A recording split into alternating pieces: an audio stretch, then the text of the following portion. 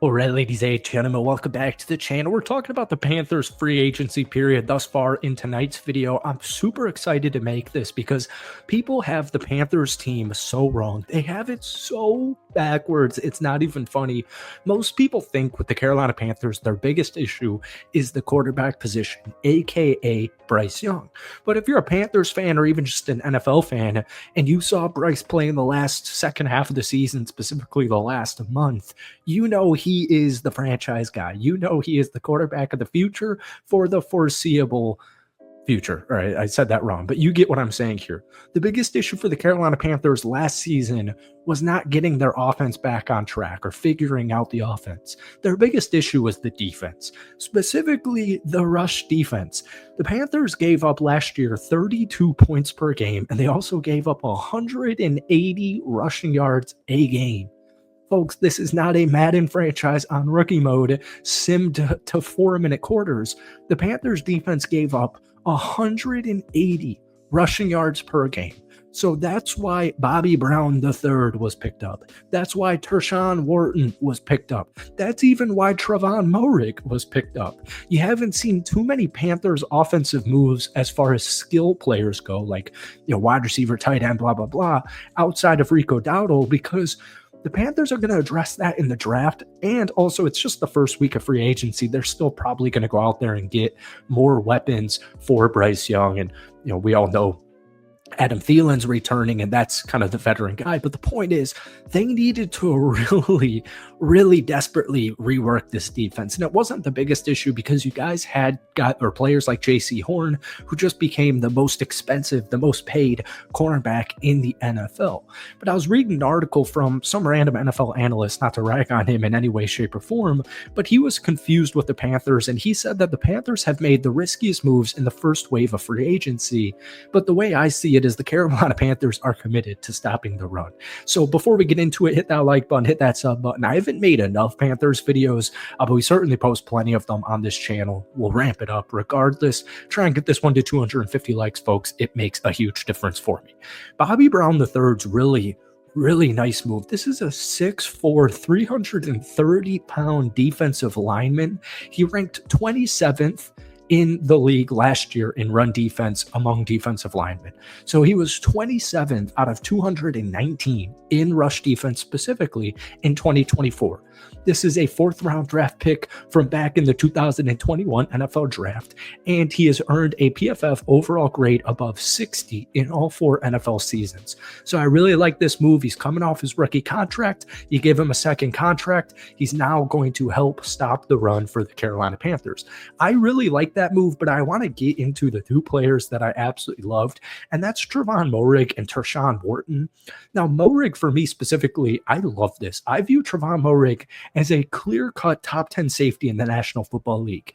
And most people, when they hear that, they don't even know who Trevon Moehrig is. And I totally understand that because the Las Vegas Raiders won, 4 games last season.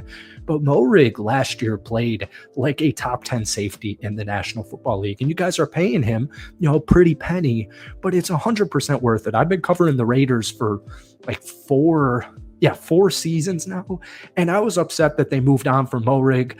It made sense for both parties, but just the point is, this is a 2nd-round pick from 2021. He's coming off his first 100-tackle season in 2024 because Marcus Epps, the former starting safety for the Raiders, had an injury. So they moved Moehrig up to the line of scrimmage, and this dude was a stud. He ranked in the top 6 among safeties in run stops and run grade, according to PFF. And he's also solid in coverage. He's allowed a passer rating of 79.5 when targeted in 2023. Not really like a crazy ball hawk. He's only got 6 interceptions in 66 career games, including 64 starts. But I'm telling you, this guy's extremely versatile. He loves to hit. He's just a football player, and the Panthers needed players like this. And once again, we go back to the Panthers gave up 180 rushing yards per game last season. This move, in my opinion, is an absolute A+, and you guys have him for the next couple seasons at the very minimum. But seriously, folks, I cannot hype up Trevon Moehrig to the Carolina Panthers enough. This is a money move. It's going to be one of the most underrated moves of the entire free agency period, in my opinion. And then we move on to Tershawn Wharton, 3-year, $45 million contract with incentives. It could go up a little bit over $54 million, but he's coming off a really intriguing season with the Kansas City Chiefs. And the Panthers wanted Milton Williams, but obviously he ended up not signing with Carolina. Wharton had 6.5 sacks in 2024, nearly matched his total of 7 from the first 4 years combined. He also added 11 quarterback hits and a forced fumble in the regular season. And then in the playoffs, he had a couple of sacks and then had 5 tackles in their loss to the Philadelphia Eagles. But this will put it in picture, actually. He's only 26 years old. He played a career-high 61.7% of Chiefs defensive snaps in 2024. He also has a bunch of special teams experience. He's 6'1", 280, so probably not a 3-down guy. But if he can take another step as a pass rusher, I mean, not really a rush defensive guy, but I'm telling you, I really like Tershawn Wharton because of what he provided Kansas City last season. And they're just going out there and they're getting guys who took really nice leaps last season. And just staying on topic with that, we moved to Pat Jones II, coming from the Minnesota Vikings, outside linebacker, career high 7 sacks in 2024. Scheme-wise, it's perfect. That's why I really like this move, is I think scheme-wise, it's A+. He managed a 6.7 pass rush win rate last year, which was 103rd out of 130 qualifying edge defenders, which isn't a great stat. But just watching all 18 Vikings games last season, Pat Jones is a really good football player, and he's going to have a good impact on Carolina, at least in my opinion. And then finally, going back to the offense, Rico Dowdle, because of the Jonathan Brooks unfortunate tore his ACL again at the end of the season, might miss this entire year, but he's going to miss a huge chunk of time. Rico Dowdle, only 26 years old. The contract's really nice. $2.75 million base salary. Incentives could take it a little bit above $6 million, but he just had a breakout season last year for Dallas because Tony Pollard left in free agency.